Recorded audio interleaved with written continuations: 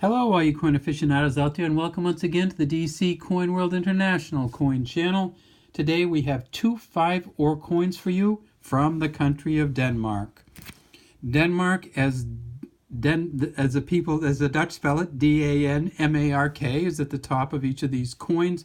5 in the center, and below the 5 is ore, or the type of coin that this is.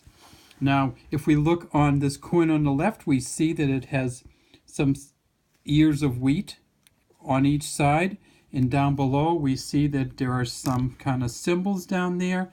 And this is the symbol of the Royal Danish Mint, this heart-shaped symbol here.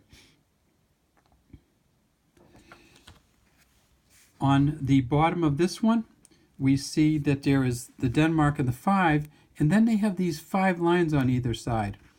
And Numista doesn't talk about the significance of these lines, and I was trying to figure out what it was, and finally I said, well, of course, there's 5 lines because it's a 5-ore coin. And I assume that's what those 5 lines are because I haven't been able to find any other explanation of why there's 5 lines on either side of the 5. The edges of these coins are both smooth. But you see, if you tip this one up, you can see that these coins are made of different stuff. This is a bronze coin, and you can actually see that it's pretty much the same all the way through. This is not a bronze coin, and you can see that because it is covered on this side and on this side with something, and then it has some other shiny metal in the middle. This is actually a copper-clad iron coin. So it has a copper layer on the top, then it has some iron, and then it has copper layer on the bottom. And when we turn them over, you find my favorite feature of the Danish coins, and that is the royal monogram.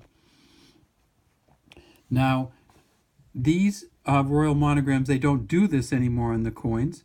However, before the 1990s, before 1989, I believe, they did that on many, or if not all of their coins. They either had the royal monogram or a specific crown representing the king or queen who was in power.